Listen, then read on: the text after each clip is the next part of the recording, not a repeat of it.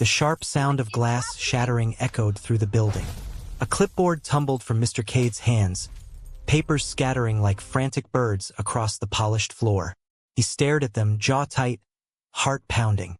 "Another missed deadline?" he barked, voice trembling between anger and desperation. Across the room, Ms. Lena spun around, her fingers twisting a pen so hard that the ink splattered. "It's not my fault. The schedule, it was changed again." Voices rose, overlapping. Clients on the phone complained. Staff whispered anxiously to one another. The air was thick with tension, unspoken frustration, and the kind of exhaustion that eats away at hope. No one noticed the quiet figure in the corner. Alex watched, calm, steady, observing without a hint of panic.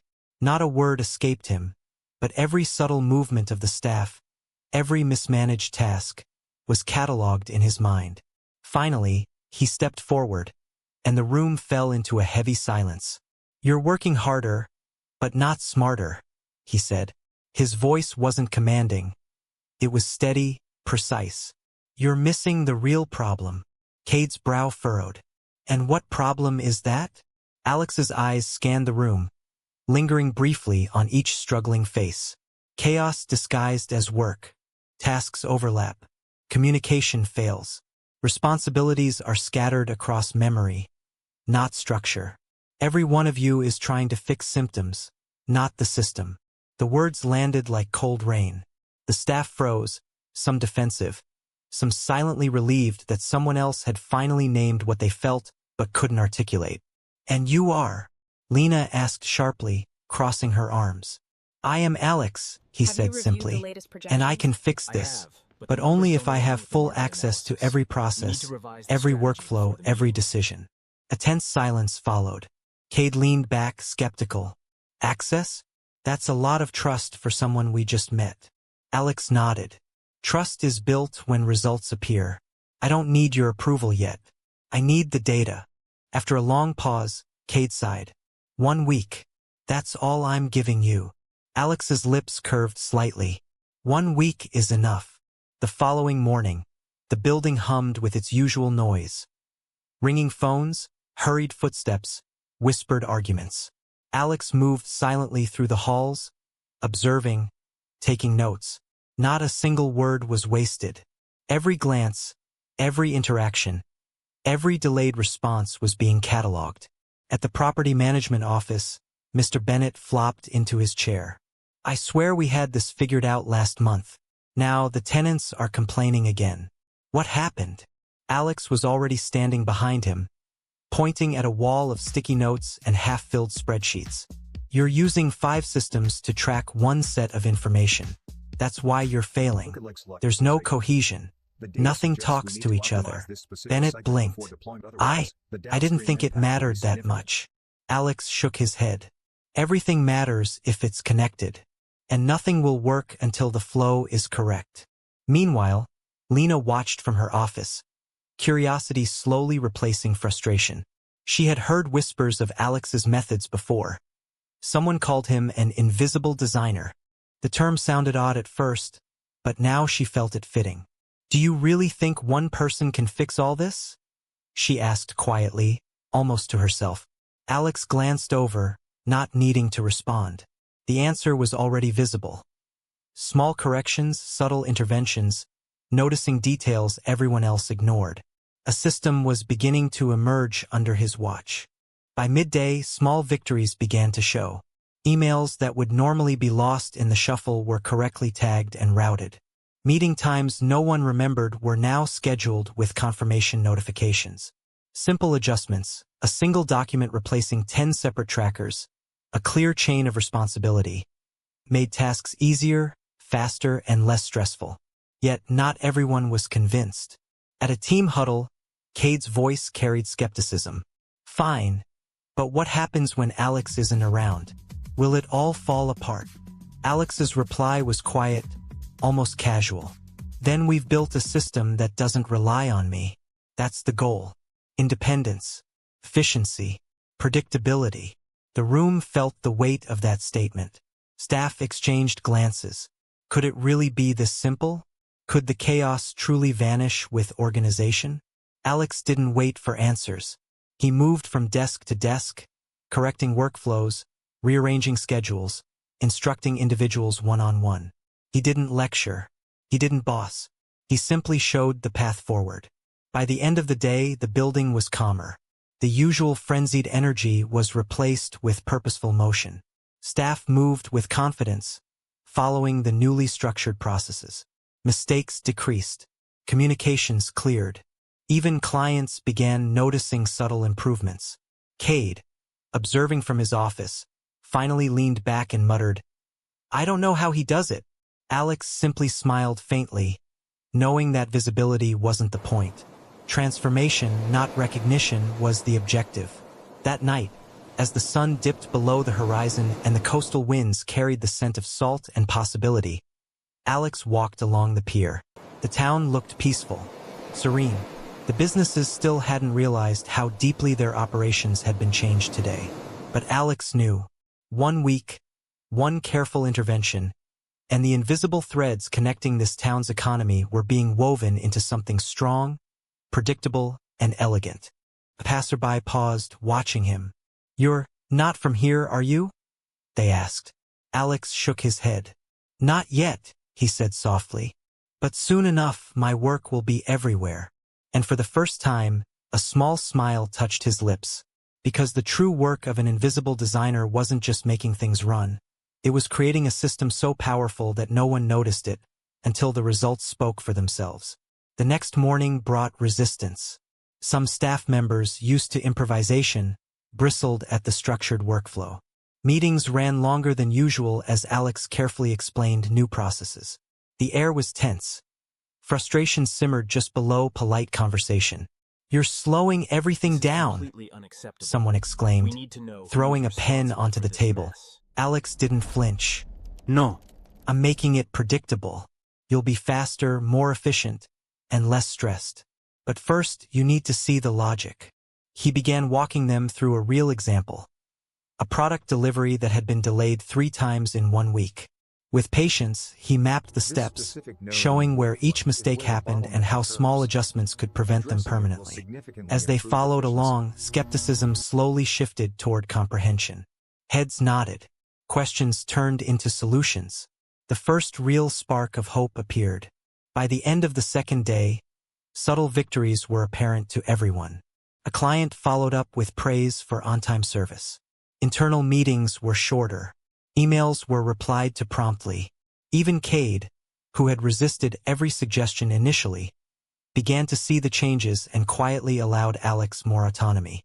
And all the while, Alex remained calm, observing, nudging, and orchestrating from the shadows. He didn't demand praise. He didn't advertise success. And that was exactly why the transformation was starting to feel magical. Because the businesses didn't realize it yet. But Alex wasn't just reorganizing offices. He was redesigning a system so seamless that the town itself, its economy, its productivity, its growth, was about to rise in ways no one anticipated. If you're enjoying how Alex is quietly reshaping the town, make sure to hit like, comment your thoughts, and subscribe to follow the full story. The transformation has only just begun. A loud notification beeped through the office, then another, then another. Within seconds, 3 different departments were arguing over the same client request. "This was already assigned to me," one staff member snapped. "No, it was forwarded to my desk yesterday," another shot back. Cade slammed his palm on the table. "Stop. Just stop talking for a second." The room froze again, but the tension didn't leave. It only shifted. Alex stood quietly at the side, watching the breakdown unfold. No reaction, no panic, just observation. Then he spoke. "This is exactly what I mean." Cade turned sharply. "What do you mean?" Alex stepped forward and picked up a printed request form from the table. "This task has no single owner. Passed through 4 people. Each one assumed responsibility, but no one was assigned responsibility." Lena crossed her arms. "We assign things verbally all the time. It works most days." Alex shook his head. "That's the problem. Most days is not a system. It's luck. Silence hit the room again, heavier this time. One staff member muttered, "So what do you suggest?" "We write everything in stone." Alex didn't react to the sarcasm. "No. You create structure. A single source of truth. Every task has one owner, one entry point, one tracking path. Nothing moves without being recorded." Cade exhaled sharply. "That sounds like bureaucracy." "No," Alex said calmly. "That's stability." Later that day, Alex began implementing changes. Not big dramatic ones, small corrections, but they started stacking. He removed duplicate tracking sheets, consolidated client lists, introduced a single workflow board for all incoming requests. Staff were forced to log every task into one system before acting. At first, resistance was immediate. "This is slowing me down," one employee complained. "I can't work like this," another added. "I used to just handle things directly." Alex responded without raising his voice. "And that's why things break. Speed without structure creates collapse." A long pause followed. Then reluctantly, they complied. Not because they were convinced, but because they were tired of failing. By evening, something unusual happened. Client called. Usually, calls came with complaints, confusion, or urgency. But this time, "Hi," the client said, surprised. "I just wanted to confirm. My request was handled already?" Lena blinked at the screen. "Yes. It was processed this morning." A pause. "Oh, that's the fastest response I've ever had from your office." When she hung up, she looked around slowly. "This is new," she whispered. Cade overheard from his office. One call doesn't mean anything, but even he didn't sound convinced, because there had been more than one. 3 clients that day had reported faster responses. 2 had received clearer communication than usual. 1 even apologized for doubting their service after everything was handled smoothly. Something was changing. Slowly, quietly. That night, Lena stayed behind longer than usual. She watched Alex reorganize the scheduling system. He wasn't typing fast. He wasn't overwhelmed. He was intentional. Every adjustment had purpose.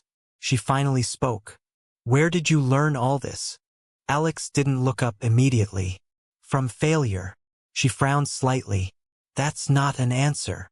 He paused, then said, "Every broken system teaches you how it should have worked." That silence hit differently. For a moment, Lena just watched him. There was something unsettling about how calm he was. Not detached, but controlled. Like chaos didn't affect him the same way it affected everyone else. "You don't get frustrated," she said. Alex finally looked at her. "Frustration doesn't fix systems. Design does." The next morning brought more resistance. A senior staff member refused to use the new system. "I've worked here for 6 years," he said firmly. "I don't need a new way to do my job." Alex nodded.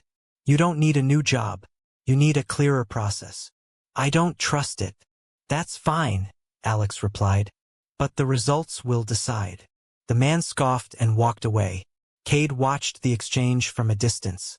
"You're pushing people too hard." Alex turned to him. "No. I'm revealing inefficiencies they've been surviving with." Cade crossed his arms. "And if they quit? Then we rebuild with clarity instead of confusion." That answer unsettled Cade more than he expected. Because part of him knew Alex wasn't guessing. He was seeing something they weren't. By midday, a major issue hit the system. A client's property transaction went missing. Not delayed. Missing. 3 departments denied responsibility. "This wasn't in my queue," one said. "I never received it," another insisted. "This should have been logged yesterday," Lena added, panic rising in her voice. Cade's expression tightened. "This is exactly what I was afraid of." All eyes slowly turned toward Alex. For the first time, there was pressure. Not from anger, from expectation. Alex walked to the board calmly. He traced the entries backward, step by step. Then he stopped. It wasn't logged. Lena blinked. "So it's gone." "No," Alex said. "It's just untracked." He turned to one of the staff. Check your personal notes from yesterday at 3:14 p.m. The man hesitated. Why would? Check. Reluctantly, he did. A few seconds passed. Then, oh, he said quietly. It's here. The entire room exhaled at once. Cade stared. How did you know that? Alex didn't smile. Because systems don't lose data. People do. That statement landed heavily. Not harsh. Just true. That evening, things shifted slightly in perception. Not fully, but enough. Cade called a private meeting. I'll admit, he said slowly, things are improving. Lena nodded. It's less chaotic. But, Cade added, looking directly at Alex, we're still depending on you to make it work. Alex shook his head. No. Right now, you're depending on correction, not design. Cade frowned. Explain. Alex stepped closer. A system is only complete when it works without me touching it. Silence. Then Lena asked quietly, and how do we get there?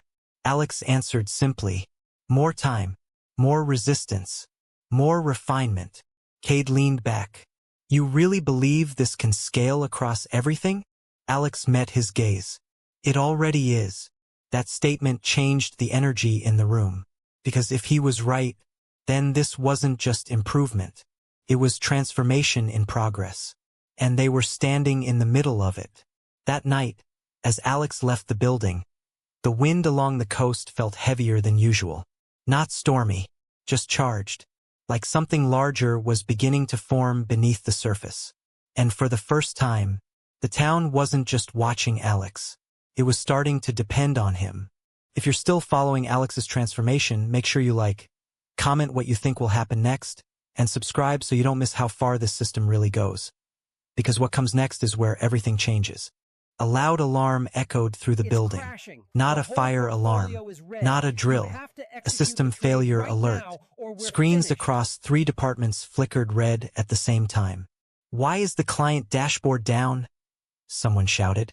I can't access the schedule system. Another voice followed. Panic spread instantly. Cade rushed out of his office.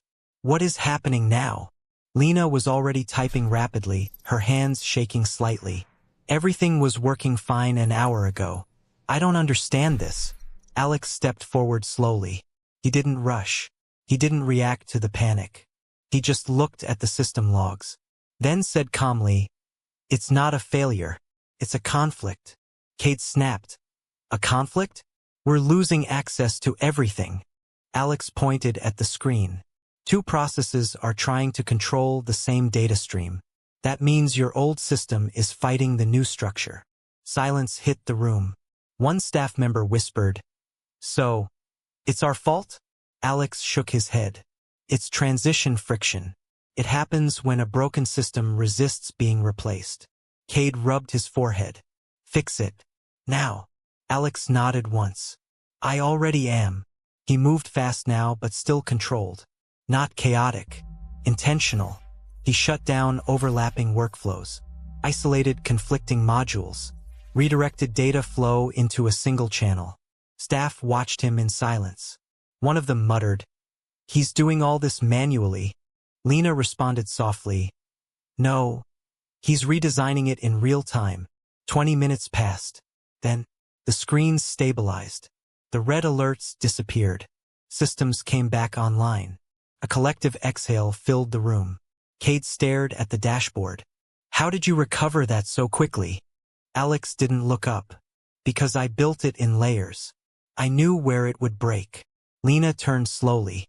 You expected this? I expected resistance. Alex corrected. Systems always resist change before they stabilize. That sentence lingered, because it meant something unsettling. This wasn't luck. It was foresight. But the real tension wasn't over. A knock came at the door. A client walked in angry. I've been waiting for confirmation for 3 days, he said sharply. You told me everything was handled. Cade stepped forward. Sir, there was a system issue. I don't care about your system issue, the client interrupted. I care about my deal. The room froze again. Cade looked at Lena. Lena looked at the screen. Nothing was showing. For the first time, uncertainty returned. Then Alex spoke. "Your request wasn't lost," he said calmly. The client turned. "Excuse me?" Alex walked closer. "It was paused due to conflict in approval routing. It's resolved now." "How do I know that?" the client snapped. Alex turned to Lena. "Pull the file from Archive Layer B." Lena hesitated. "That layer is usually—" "Do it." She did. A file appeared instantly. Correct. Complete. Timestamped. The client blinked. "It's actually there." Cade exhaled slowly. Relief mixed with disbelief. The client looked at Alex differently now. "Who are you exactly?" Alex didn't answer directly. "I make sure systems don't forget what people rely on." That was all. After the client left, the room stayed quiet for a long moment. Then Cade finally spoke. "We just avoided a serious loss." Lena nodded. "That could have gone badly." Cade turned to Alex. "Okay, I need to understand something." Alex looked at him. Cade continued. "You're not just organizing things. You're predicting failures." "How?" Alex paused, then answered. "Because broken systems always fail in patterns. Once you understand the pattern, you don't wait for failure, you design around it." That hit differently, because it wasn't theory anymore. It was proof. But not everyone was comfortable. Later that evening, in a smaller meeting room, a few senior staff gathered without Alex. "This is getting too much," one said. "He's changing everything too fast," another added. "And now we depend on him for every fix." Lena entered the room quietly. They stopped talking. She closed the door behind her. "You think I don't feel it too?" Silence. She continued. "But look at the results. We haven't lost a client in 2 days.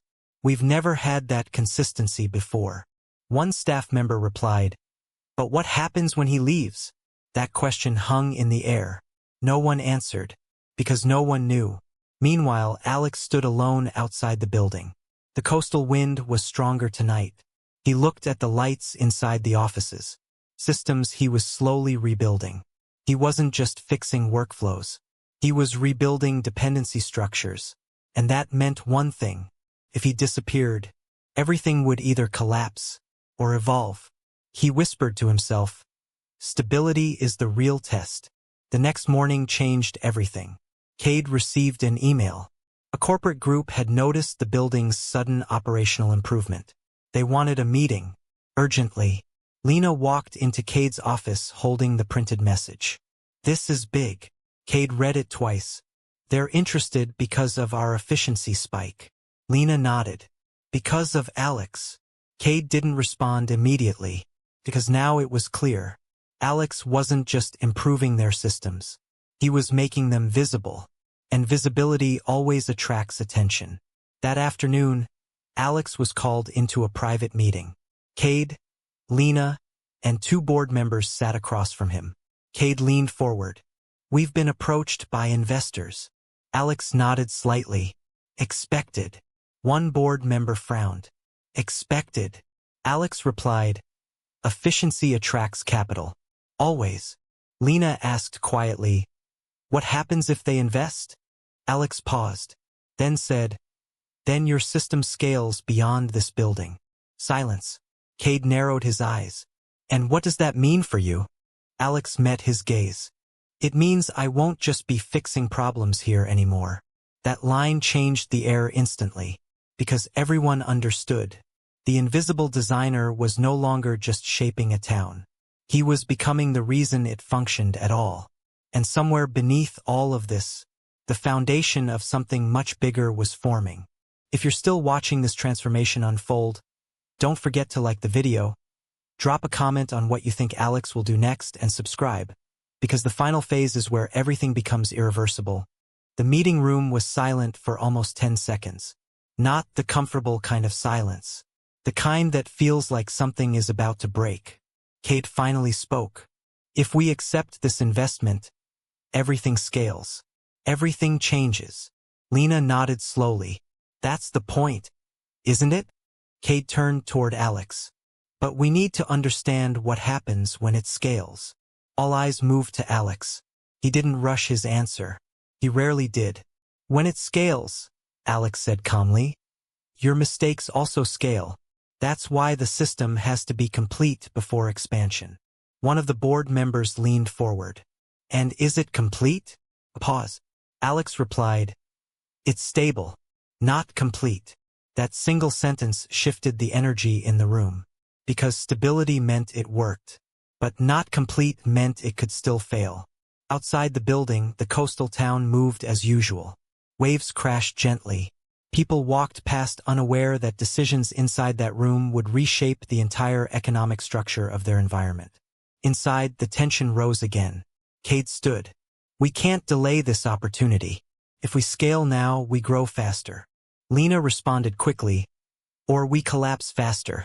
Silence. Both were right, and that made it worse. Alex finally spoke. Growth without structure creates invisible failure points. Cade frowned. So what are you saying?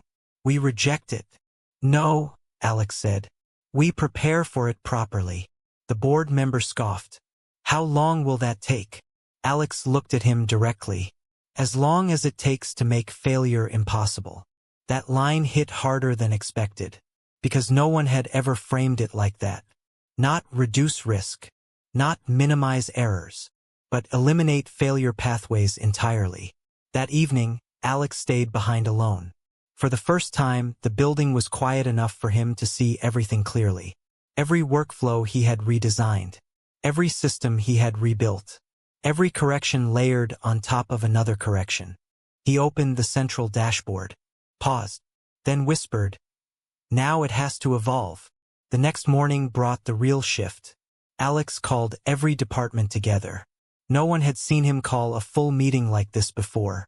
When they gathered, there was confusion. Cade crossed his arms. What is this about? Alex stood in front of them. This system will now transition from manual correction to autonomous flow. Lena blinked. Autonomous? Yes, Alex said. Right now I fix issues. That is not sustainable at scale. The system must begin fixing itself. Murmurs spread across the room. One staff member whispered, fix itself. Another shook his head. That's not possible. Alex heard them and responded calmly. It is if you design it correctly. He began restructuring everything again. But this time differently. He wasn't just organizing people. He was embedding logic into the workflow itself. Approval chains became self-routing. Client requests were auto-prioritized based on urgency patterns. Communication gaps were replaced with automated confirmations. Lena watched closely. You're removing human dependency. Alex corrected her gently. I'm removing human inconsistency. That statement landed heavily. Because it was true. And uncomfortable. But not everyone accepted it. A senior staff member stood up abruptly. This is too much. We're becoming machines in our own office. The room tensed. Cade looked at Alex, waiting for his response. Alex met the man's eyes. You are not becoming a machine, he said. You are becoming reliable. The man hesitated. Alex continued. Right now, your reliability depends on mood, memory, and pressure. Systems remove that variability. Silence. Then slowly. The man sat down, not convinced, but quiet. Days passed. Then something unexpected happened. The system began to stabilize on its own. Tasks routed correctly without Alex intervening. Errors corrected automatically before escalation. Delays reduced drastically. Lena stared at the dashboard. It's working without you adjusting it. Alex nodded. That's the point. Cade looked at him carefully. So what are you now, then?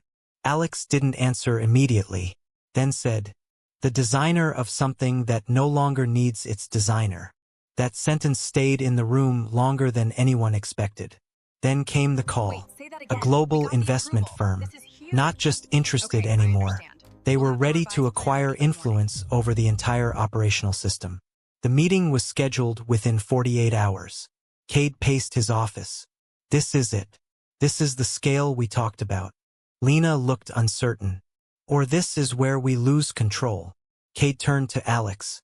What do you think? Alex looked at the screen displaying the system metrics. Everything was stable. Then he said something no one expected. I think it's ready. The acquisition meeting was intense.